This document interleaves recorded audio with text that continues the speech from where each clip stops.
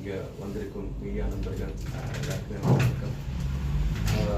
Anthony அப்படிங்கிற ஒரு ஒரு படம், ஒரு சினிமா இலங்கையிலேருந்து உலகத்துக்கு கொடுக்க நாங்கள் ரெடியாக இருக்கோம். அது பார்த்தீங்கன்னா சினிமா வந்து ரொம்பவே மாறிட்டு இருக்கு. இப்போது தென்னிந்தியாவில் சினிமா வர்றது கூட அவங்க கூட வந்து இந்தியாவுக்கு மட்டுமே வந்து படம் பண்ணுறது கிடையாது. இப்போ அதே மாதிரி வேறு கண்ட்ரிஸ் எடுத்துக்கிட்டா கூட அவங்களும் அந்த கண்ட்ரிக்கு மட்டும் இப்போ சினிமா பண்ணுறது கிடையாது. எல்லாருமே வந்து உலகத்துக்கு பண்ண ஆரம்பிச்சிட்டாங்க. ஸோ அப்படி இலங்கையிலேருந்து இந்த உலகத்துக்கு வர்ற ஒரு படமாக அந்தோனி வந்து வர காத்துட்ருக்கு. இலங்கையினுடைய அந்த வாழ்வியல், இங்கே இருக்கிற பல கதைகளில் ஒரு அழகான ஒரு குட்டி ஒரு ஒரு காதல் கதையை உலகத்துக்கு சொல்ல அந்தோனி வந்து தயாராக இருக்கு. அதாவது அண்ணா வின்சென்ட் நான் சொன்ன மாதிரி நம்ம வீட்டில் சமைச்ச சாப்பாடை சாப்பிடாம வந்து கொட்டுறாங்க அப்படின்னு. அதாவது நம்ம வீட்டில் சமைச்ச சாப்பாடை சில நேரங்களில் நம்ம வீட்டில் சாப்பிடாம பக்கத்து வீட்டில் வந்து சாப்பிட நல்லா இருக்குன்னு சொல்கிறாங்க. ஸோ ஏன் அப்போ நம்ம வீட்டில் ஒரு விஷயம் பண்ணால் அதை சாப்பிட்டே பார்க்காம அதை அவாய்ட் பண்ணுறது, அதுவே ஒரு விதமான என்ன சொல்கிறது, அது எப்படிப்பட்ட விஷயங்கிறது மக்கள் நீங்கள் தான் அதை பார்க்கணும். இப்போ இது அந்தோனிங்கிற படம் வந்து என்னோட 2வது படம், இலங்கையில் ரிலீஸ் ஆகிற 2வது படம். முன்னாடி அதிரன் அப்படின்னு ஒரு படம் பண்ணியிருக்கேன். நிறைய அது வந்து மக்கள் மேலேயும் நம்ம குறை சொல்ல முடியாது. ஏன்னா இதுக்கு முன்னாடி வந்த படங்கள், அதுக்கான சில விஷயங்கள், அவங்களுக்கு பண்ண ப்ரமோஷன்ஸ், அவங்க அதில் டிசப்பாயிண்ட் ஆகிருக்கலாம். ஸோ அதனால வந்து ஒரு படத்தை தியேட்டரில் போய் பார்க்காமலே அந்த படத்தை இது ஸ்ரீலங்கன் படம் இப்படி தான் இருக்கும் அப்படிங்கிற ஒரு ஒரு மைண்ட் செட்டில் நம்ம மக்கள் இருக்கிறாங்க. அது அவங்க மேலே தப்பு சொல்ல முடியாது. ஆனால் அந்த ஒரு விஷயத்த அந்தோனிங்கிற படம் நம்ம மக்கள் மனசில் இருக்கிற அந்த அந்த ஒரு ஒரு சின்ன ஒரு புள்ளியை மாற்றி அமைக்கும் அப்படின்னு நான் வந்து முழுசாக நம்புகிறேன். முதல்ல நம்ம வீட்டில் செஞ்ச சாப்பாடை நாங்கள் சாப்பிட்டு பார்ப்போம், அதுக்கு பிறகு பக்கத்து வீட்டுக்கு நம்ம கொடுப்போம். ஏன்னா இப்போது ரீசெண்டாக இந்த படத்தினுடைய audio launch and trailer launch வந்து சென்னை பிரசார் லேப் நடந்துச்சு.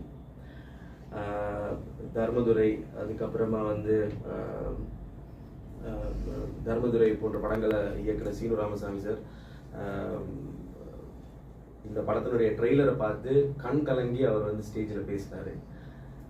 ஸோ நிறைய நேஷ்னல் அவார்டு வாங்கின ஒரு ஒரு டிரெக்டர். அவர் மட்டும் இல்லாமல் நிறைய பேர் வந்து லெனின் பாரதி சார் வந்திருந்தாங்க.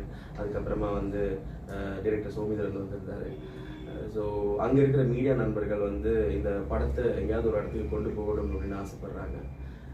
ஸோ அயல் நாட்டில் இருக்கிற நம்மளுடைய சக கலைஞர்கள், அதுக்கப்புறமா வந்து இயக்குநர்கள் எல்லாரும், அங்கே இருக்கிற மக்களும் இந்த படத்தினுடைய ட்ரெய்லரை பார்த்துட்டு அவ்வளோ ஃபீல் பண்ணுறாங்க. இந்த படம் எப்படியாவது ஜெயிக்கணும்னு ஆசைப்படுறாங்க. ஸோ நம்ம நாட்டில் தான் இது ஃபுல்லாக நாங்கள் ஷூட் பண்ணியிருக்கோம். நம்ம நாட்டில் தான் நான் பிறந்தேன், இங்கே தான் நான் பிறந்தேன், அண்ணா இங்கே தான் பிறந்தார். இந்த படத்தினுடைய directors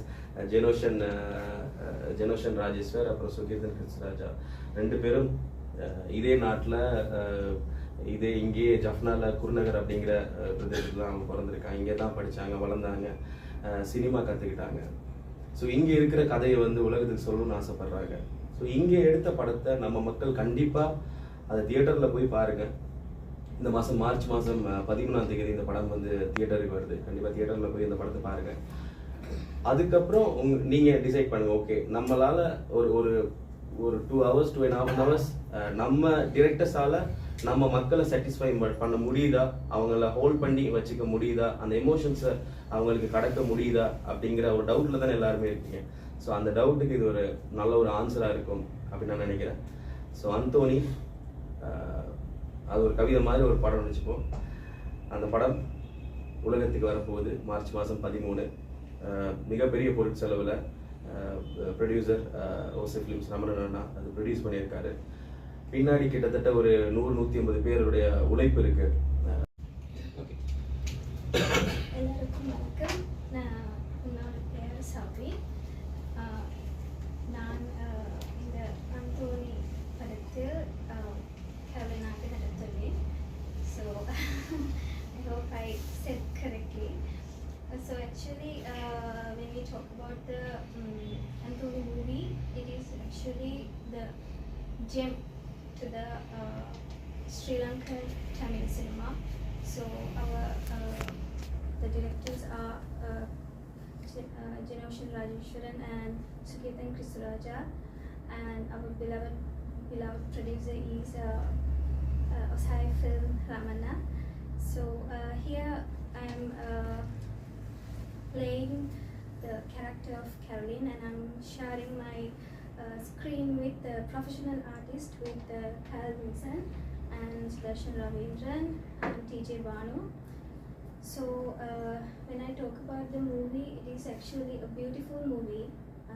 I request everybody to watch this beautiful movie on March 30th, because it is going to release on March 30th. And when I talk about the experience that I gained from this movie is, actually I have prepared for I think 1 or 2 months, so they guided me so well. And because when I come to the set, I don't have any regarding the Tamil words, it was very difficult for me.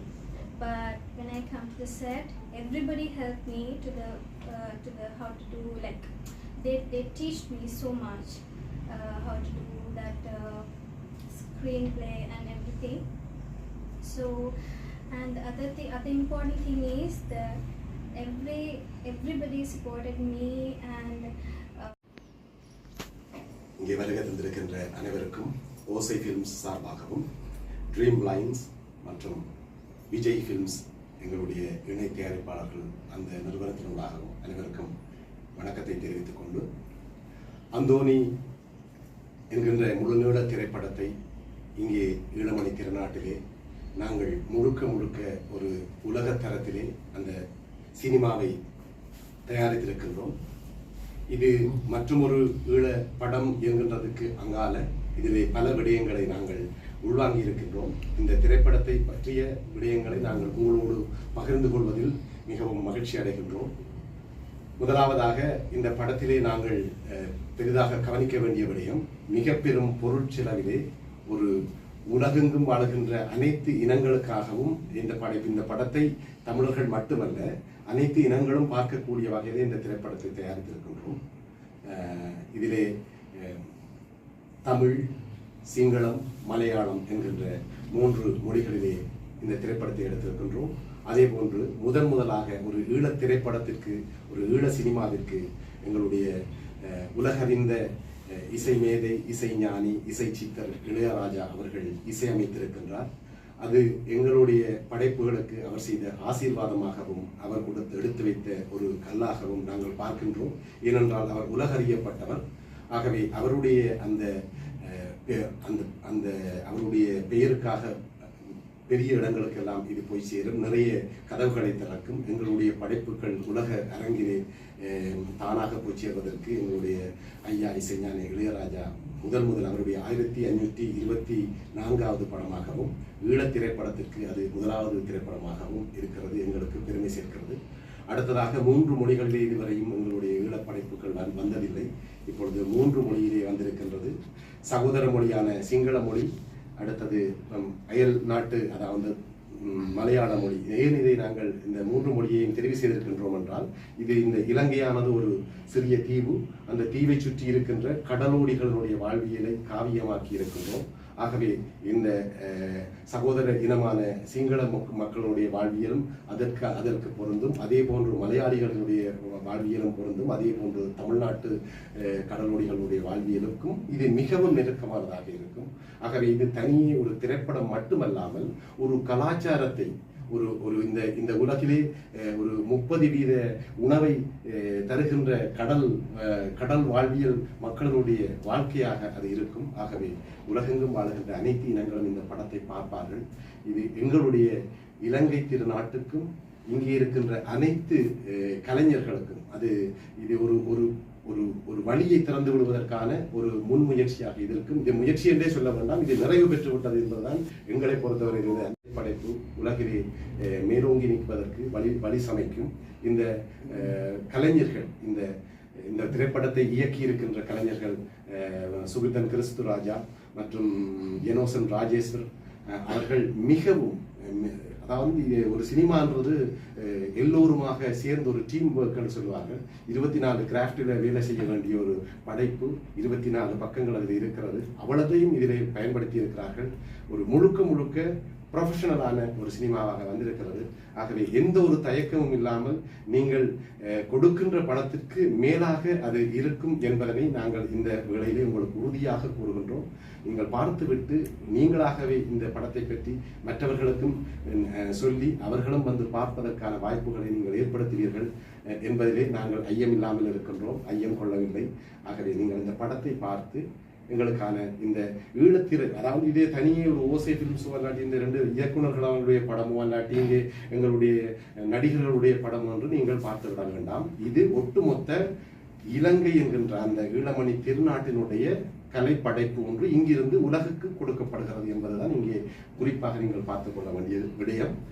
எங்களோடு மிகவும் பிரபல்யமான கலைஞர், கையல் படத்தினூடாக ஈழத்தமிழர்களுடைய ஒரு கலைஞன், அங்கே பெருமை பெற்ற ஒரு கலைஞன் எங்களுடைய வின்சென்ட் நகுல் அவர்கள் இதில் பிரதான பாத்திரத்தை ஏற்று நடித்திருக்கின்றார். அதே போன்று எங்களுடைய டிஜே பானு என்கின்ற ஒரு இந்திய நடிகை அவர்கள் மிகவும் அவருடைய படத்தை தான் தேர்ந்தெடுத்து தான் இந்த படத்தை நடிப்பார். அவர் பற்றிய இவர் சொல்லுவார் என்று நான் நினைக்கின்றேன். அதே போன்று எங்களுடைய சுதர்சன் மிகவும் வளர்ந்து வருகின்ற மிக பெரும் ஒரு கலைஞன். அதே போன்று அவர் ஒரு தென்னிலங்கையிலே மிகவும் அடையாளம் மிக்க ஒரு கலைஞராக வளர்ந்து வருகின்றார். அவர் இந்த படத்திலே பிரதான ஒரு இணை பாத்திரம் ஒன்றை ஏற்று நடிக்கின்றார். அதே போன்று எங்களுடைய சகோதர இனத்தைச் சேர்ந்த சௌமி அவர்கள் ஒரு இணை கதாநாயகியாக பாத்திரம் ஏற்றிருக்கின்றார். ஆகவே இது அதே போன்று இந்தியாவில் இருக்கின்ற இந்திய கலைஞர்கள், புகழ்பெற்ற கலைஞர்கள் நீலவன் ரவி மற்றும் அருள்தாஸ் போன்றவர்கள் இந்த படத்திலே இணைந்து நடித்திருக்கின்றார்கள். இது ஏன் நாங்கள் இதை எடுத்து இந்த விடயத்திலே கவனம் கொள்கின்றோம் என்று சொன்னால், எல்லா இடத்திற்கும் இது செல்ல வேண்டியிருக்கிறது. இங்கே தாயகத்தில் இருக்கின்ற கலைஞர்கள் 90% தாயக கலைஞர்கள், மிச்சம் 10% என்று சொன்னால் 5% இந்திய கலைஞர்கள், 5% ஐரோப்பாவிலே வாழ்ந்து வருகின்ற எங்களுடைய அதாவது மேடை நிகழ்ச்சிகளிலே புகழ்பெற்ற கலைஞர்கள். உலக தமிழர்களுக்கான பெருமையை சேர்க்கக்கூடிய ஒரு படைப்பாக வந்திருக்கிறது. என்னுடைய இத்தனை புகழுக்கும் எங்களுடைய இயக்குநர்கள் இருவருக்கும் நான் இந்த வேளையிலே பாராட்டுகளை தெரிவித்து அடுத்தவர்களுக்கு